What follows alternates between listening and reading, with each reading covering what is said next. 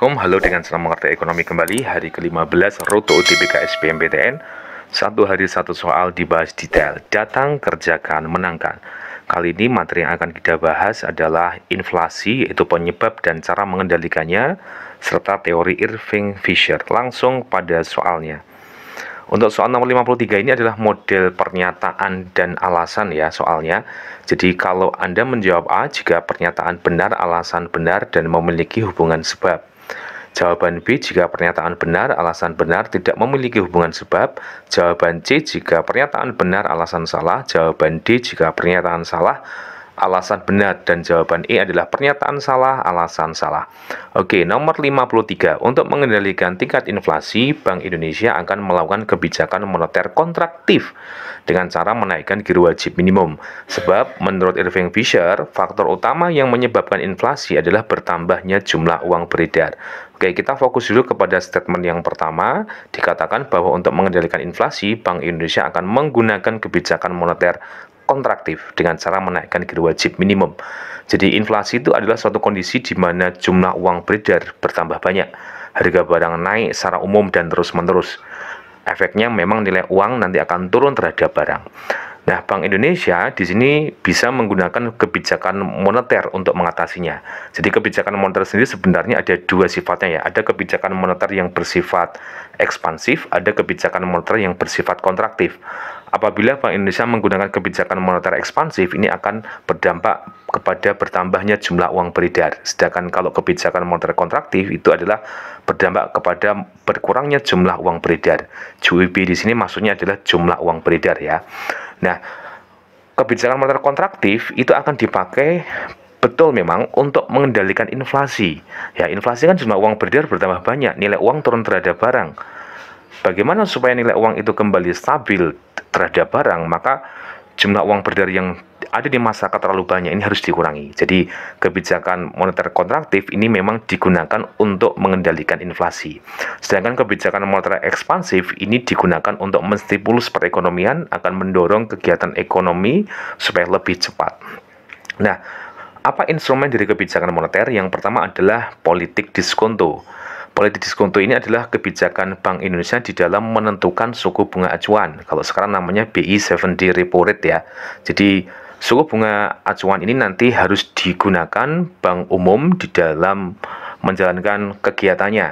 Jadi harus dipatuhi itu suku bunga yang telah ditentukan oleh Bank Sentral. Nah, untuk mengatasi inflasi ini adalah kebijakan yang ditempuh adalah dengan cara menaikkan suku bunga. Nah, menaikkan suku bunga acuan. Jadi Bank Sentral menaikkan suku bunga acuan, Bank Umum nanti harus mengikutinya. Tujuannya agar apa? Ketika suku bunga meningkat, maka tentu saja akan lebih banyak orang memilih untuk menabung. Maka jumlah uang beredar di masyarakat akan semakin berkurang. Sedangkan kalau suku bunga diturunkan, ini berdampak kepada bertambahnya jumlah uang beredar. Maka nanti ketika Bank Sentral menurunkan suku bunga acuan, ini berefek kepada naiknya kredit, naiknya investasi, karena memang mendorong supaya kegiatan ekonomi berjalan lebih cepat.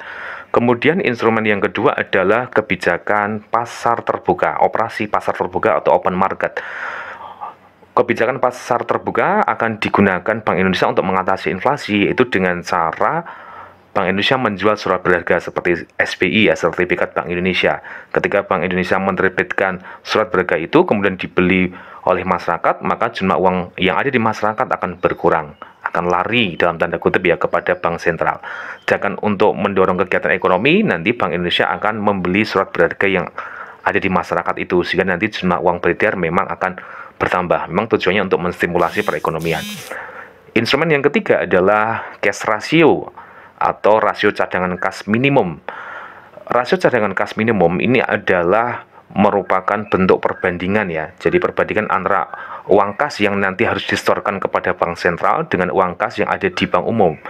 Jadi ketika terjadi inflasi, maka nanti Bank Indonesia akan menaikkan tingkat giro wajib minimum. Jadi giro wajib minimum semacam uang kas yang terus disetorkan oleh Bank Umum kepada Bank Sentral. Dengan menaikkan giro wajib minimum ini, maka efeknya kesempatan Bank Umum memberikan pinjaman semakin kecil karena jumlah uang kas yang lebih banyak akan disetorkan kepada Bank Sentral untuk menambah cadangan kas yang dipersyaratkan tadi. Sedangkan untuk mendorong kegiatan ekonomi, Bank Indonesia akan menurunkan rasio cadangan kas bank umum atau menurunkan giro wajib minimum. Kemudian ada juga kebijakan kredit, ketika terjadi inflasi maka kreditnya harus diperketat ya, karena jumlah uang beredar kan sudah banyak.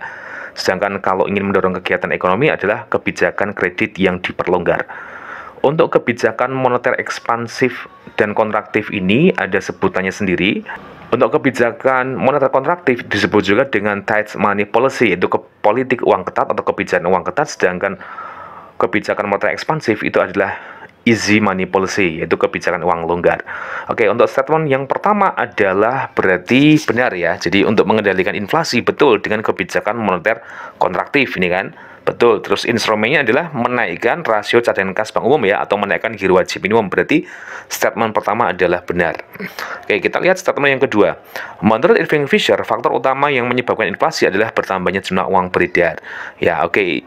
Irving Fisher ini merupakan pakar yang mengembangkan tentang teori kuantitas uang ya, di mana formula yang dikenalkan adalah M kali V sama dengan P dikali T, di mana M ini adalah jumlah uang beredar, V adalah kecepatan peredaran uang, P adalah harga, T adalah volume barang yang diperdagangkan. Dikatakan bahwa di dalam teori ini bahwa V dan T itu bersifat tetap ya. Nah, kalau V dan T bersifat tetap, kalau kita misalnya ubah persamaannya menjadi M berarti sama dengan P dikali T dibagi V ya. Kalau T dan V tetap itu berarti antara M, yaitu jumlah uang beredar, sama P, price ya, harga barang itu berbanding lurus. Maka memang betul menurut Irving Fisher ya, bahwa faktor utamanya menyebabkan inflasi, ya inflasi kan harga naik ya, jadi P-nya ya, kalau P-nya naik, maka nanti adalah disebabkan oleh M yang juga naik juga ya. Jadi betul ya, jadi menurut Irving Fisher, faktor utama yang menyebabkan inflasi adalah bertambahnya jumlah uang beredar. Berarti statement yang kedua adalah benar. Oke. Ada hubungan sebab? Tidak ada ya, karena yang pertama adalah membahas cara mengendalikan inflasi, yang kedua adalah masalah teori Irving Fisher tentang inflasi ya. Berarti jawabannya adalah betul-betul tapi tidak berhubungan. Jawabannya adalah yang B. Oke, terima kasih, ikuti terus pembahasannya. Jangan lupa untuk subscribe, like, and share. Assalamualaikum.